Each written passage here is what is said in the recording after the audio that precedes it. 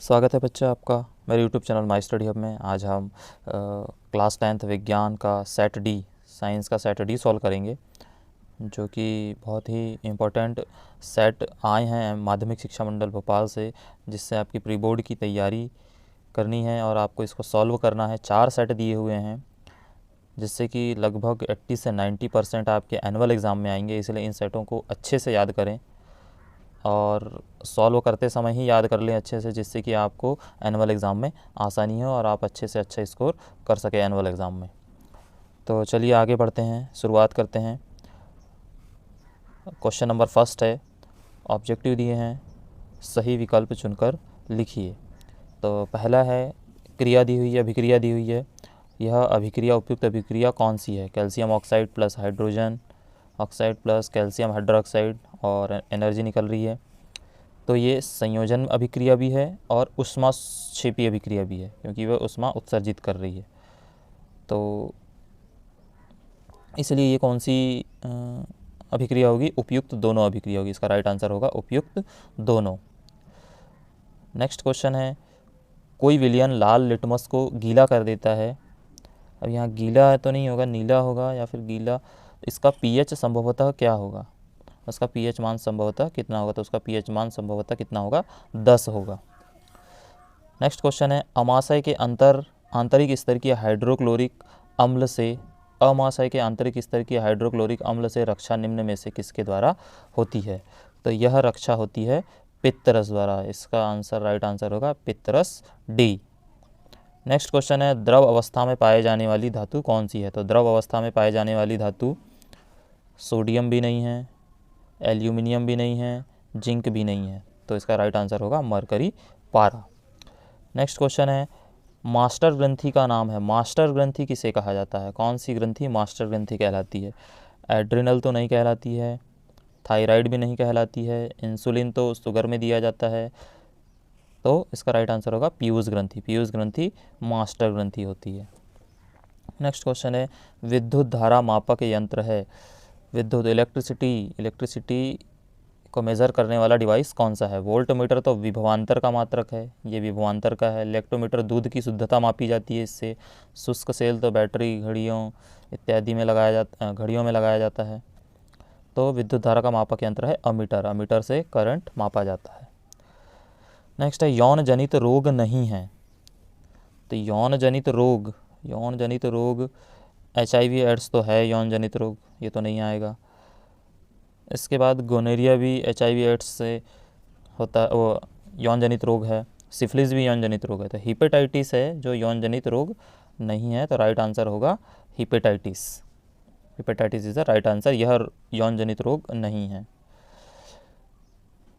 Number 8 है, निम्न में से कौन सा पदार्थ लेंस बनाने में प्रयुक्त नहीं किया जा सकता? अब लेंस बनाने में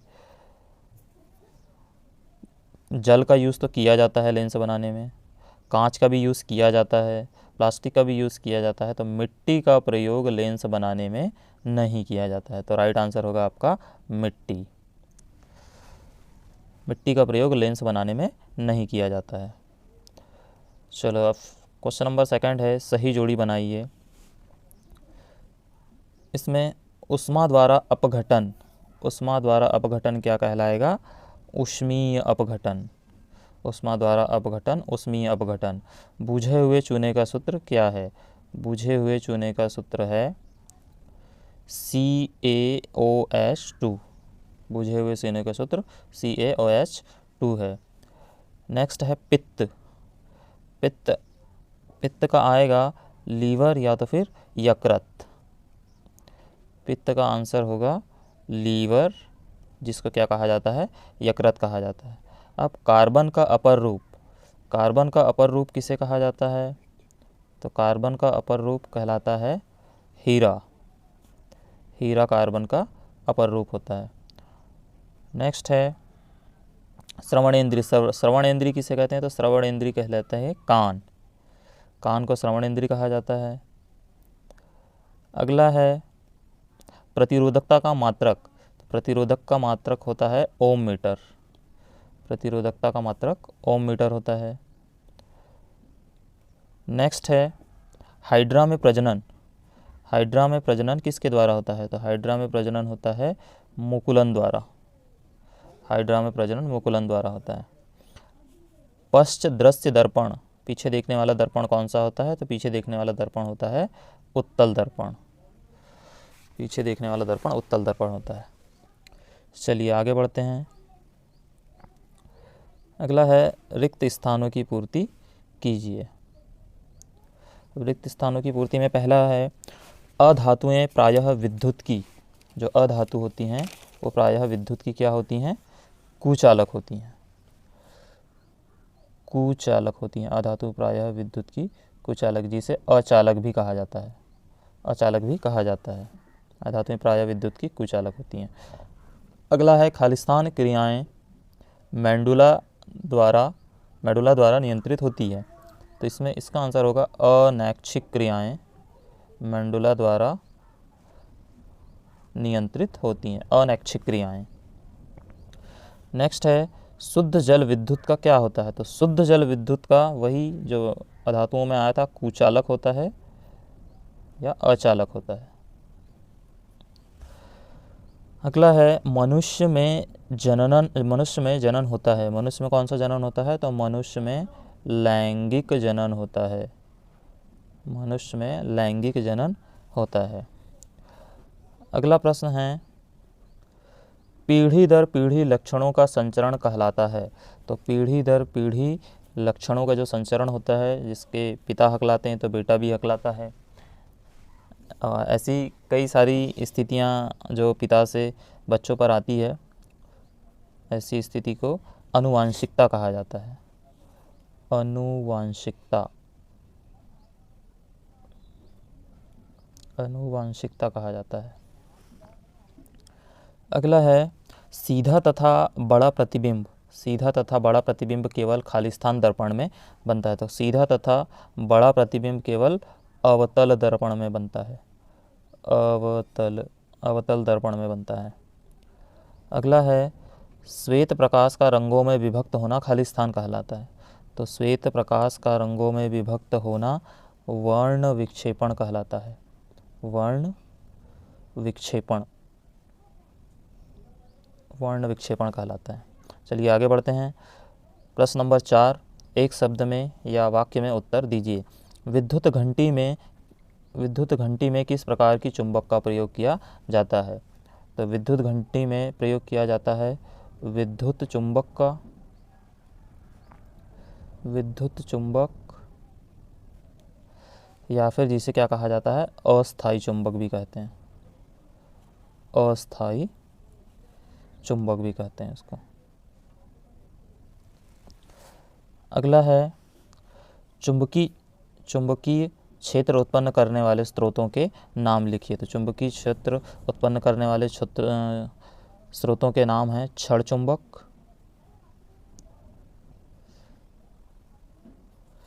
चुंबक या फिर धारावाही चुंबक। क्षण चुंबक या धारावाही चुंबक। अगला प्रश्न है नेत्र लेंस की फोकस दूरी को कौन समंजित करता है? तो नेत्र लेंस की फोकस दूरी को कौन समंजित करता है? तो पक्षमाभी पेशी नेत्र लेंस की फोकस दूरी को समंजित करती है, पक्षमाभी पेशी। नेक्स्ट क्वेश्चन है मनुष्य में शुक्राणु जनन क्रिया कहाँ होती है? तो मनुष्य में शुक्राणु जनन की क्रिया होती है वृषण में। मनुष्य में शुक्राणु जनन की क्रिया कहाँ होती है? वृषण में। नेक्स्ट क्वेश्चन है लिंग निर्धारित करने वाले गुणसूत्र को क्या कहते हैं?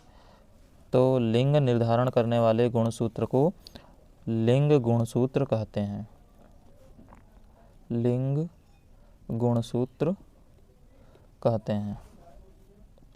अगला प्रश्न है लेंस का सूत्र लिखिए। लेंस का सूत्र लिखिए। तो लेंस का सूत्र है 1/f = 1/v - 1/u। ये लेंस का सूत्र है आपका। नेक्स्ट क्वेश्चन है अपघटक मृत जीवों को किस प्रकार के पदार्थों में अपघटित करते हैं? अपघटक मृत जीवों को किस प्रकार के पदार्थों में अपघटित करते हैं? तो इनको अपघटित करते हैं सरल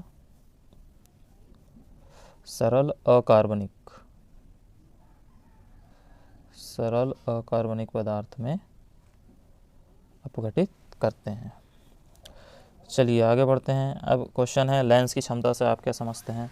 तो ये सारे क्वेश्चन के आंसर, हर एक क्वेश्चन का आंसर मैंने आपके लिए अरेंज किया हुआ है, जिसको आप देख सकते हैं।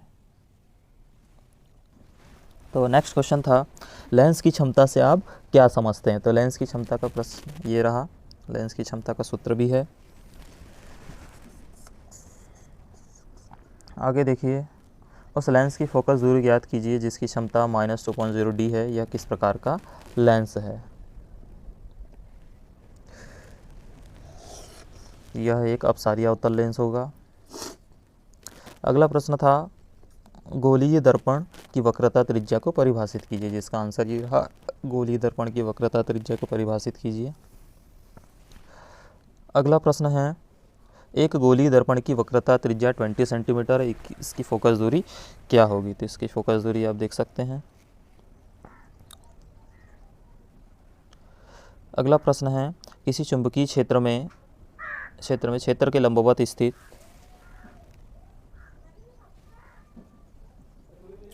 जिसे फ्लेमिंग के बाएं हाथ का नियम भी कहा जाता है। तो ये उत्तर है फ्लेमिंग के बाएं हाथ के नियम का, जिसे वाम हस्त नियम भी कहा जाता है। अगला प्रश्न है विद्युत फ्यूज क्या होता है, इसकी बनावट का सचित्र वर्णन कीजिए। तो ये विद्युत फ्यूज का आंसर है, जिसे इलेक्ट्रिक फ्यूज भी कहा जाता है। अगला प्रश्न है गैल्वेनोमीटर को परिभाषित कीजिए। मैंने आपके लिए क्वेश्चन नंबर 8 जैसे कि इनके अथवा का भी आंसर अरेंज किया हुआ है। आप चाहे गैल्वेनोमीटर लिख सकते हैं या फिर दिष्ट धारा के 2 स्रोत लिख सकते हैं। तो दोनों आंसर यहाँ पर अटैच हैं। दिष्ट धारा के 3 स्रोतों के नाम लिखिए। 2 पूछा है, 3 दिए हैं, एक याद कर लीजिए। दिष्ट धारा जनित रासायनिक विद्युत सेल बैटरी और सौर विद्युत सेल आदि। नेक्स्ट है खनिज को परिभाषित करना है, अयस्क को परिभाषित करना है, ग्वेंग को करना है और सोनोरस को करना है। तो ये जो ध्वनिक होता है उसे ही सोनोरस कहा जाता है। खनिज, अयस्क और ये रहा सोनोरस। वे धातुएं जो किसी कठोर सतह से टकराती हैं तो वे ध्वनि करते हैं उन धातुओं को। इसका उपयोग मंदिरों के घंटों एवं स्कूल की घंटी के धातु में की जाती है। इसको ध्वनिक या सोनोरस कहा जाता है। ये रहा गैंग, अयस्क में उपस्थित व्यर्थ पदार्थ रेत, मिट्टी आदि गैंग कहलाते हैं।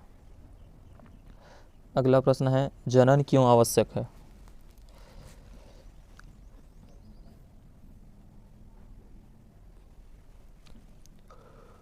नेक्स्ट क्वेश्चन है गर्भ निरोधन की विभिन्न विधियां कौन सी हैं।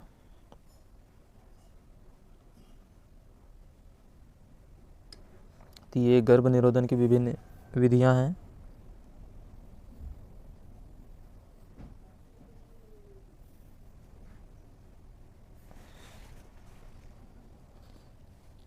अगला है आनुवांशिकता क्या है, आनुवांशिकता के लक्षण किन्हें कहते हैं।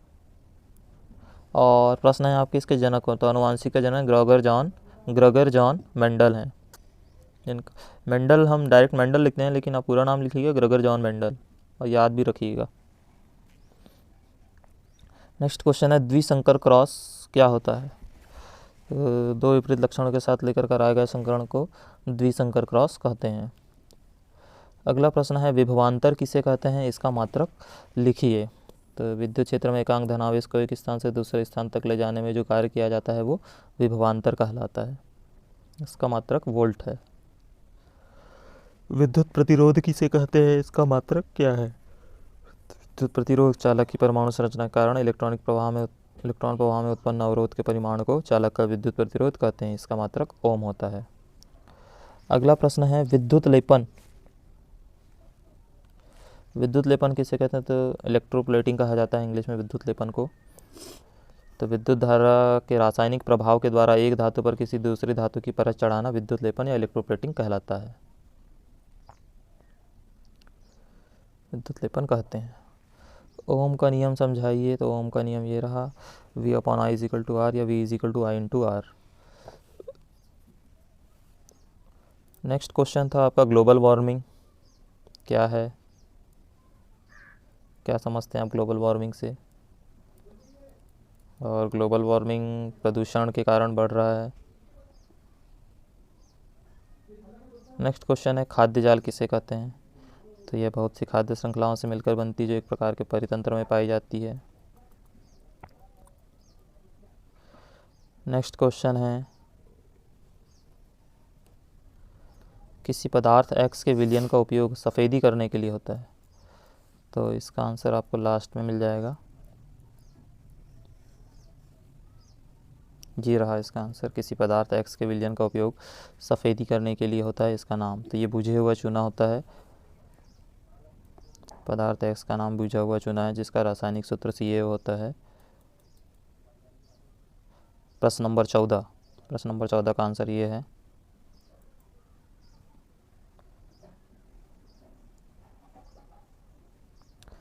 तो चलिए अब चलते हैं प्रश्न नंबर 14 में ही रेडॉक्स अभिक्रिया।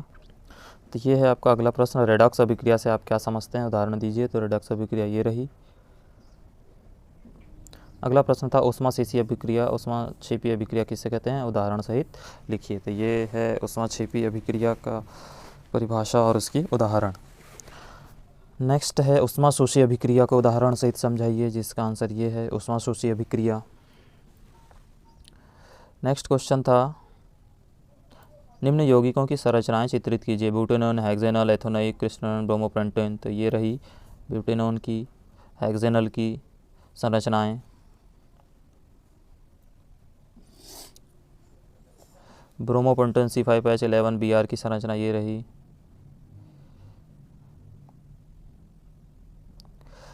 अगला प्रश्न नंबर 17 था। क्वेश्चन नंबर 17 था निम्न अभिक्रियाओं को संतुलित कीजिए। तो ये कुछ अभिक्रियाएं संतुलित करके दी हैं।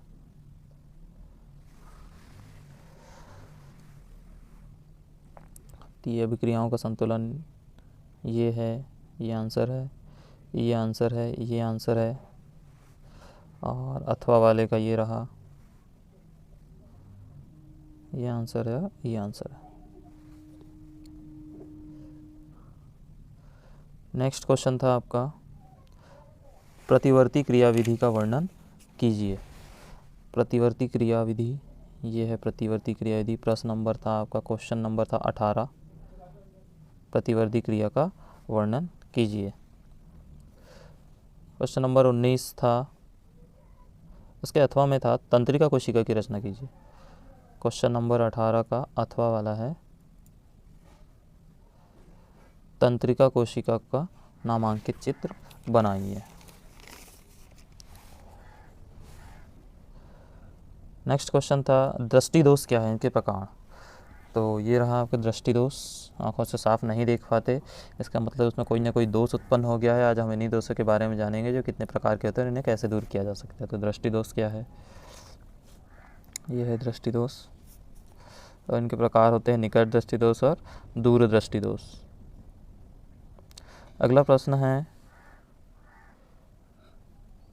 क्वेश्चन नंबर 19 का ही आंसर है ये, अथवा वाला। प्रिज्म से प्रकाश के अपवर्तन का नामांकित चित्र बनाइए। तो ये चित्र है प्रिज्म से प्रकाश के अपवर्तन का। नेक्स्ट क्वेश्चन है क्वेश्चन नंबर 20, प्रश्न क्रमांक 20, ऑक्सी एवं अनॉक्सी श्वसन में 4 अंतर लिखिए। तो वायवी और अवायवी श्वसन को ही ऑक्सी और अनॉक्सी श्वसन कहा जाता है, जिसमें 4 अंतर इस प्रकार हैं। ये 2 अंतर हैं। और नेक्स्ट क्वेश्चन है, ये उसी के और अंतर हैं, ये वायवी श्वसन एवं अंतिम उत्पाद वायवी श्वसन लैक्टिक अम्ल, ये दिया हुआ है। इसके बाद नेक्स्ट क्वेश्चन है धमनी एवं सिरा में अंतर। धमनी एवं सिरा में 4 अंतर।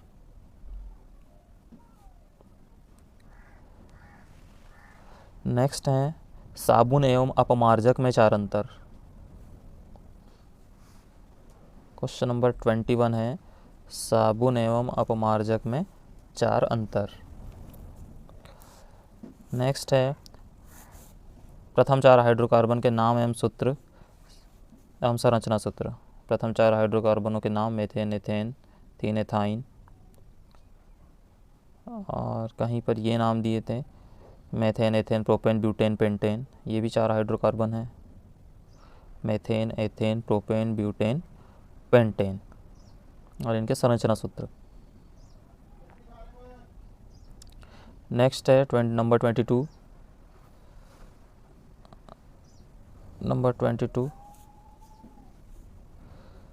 विरंजक चूर्ण का रासायनिक नाम, सूत्र एवं 2 उपयोग। विरंजक चूर्ण का नाम है कैल्शियम ऑक्सीक्लोराइड। विरंजक चूर्ण का सूत्र है CaCl2 और इसका उपयोग है कागज़ एवं कपड़ों के विरंजन में और कीटाणुनाशक के रूप में, जिसको क्या कहा जाता है, ब्लीचिंग पाउडर भी कहा जाता है।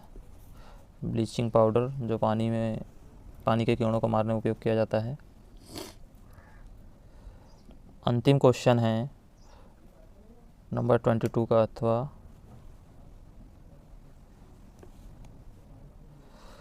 धावन सोडा एवं बेकिंग सोडा के सूत्र एवं 2 उपयोग। ये धावन सोडा और बेकिंग सोडा के सूत्र हैं।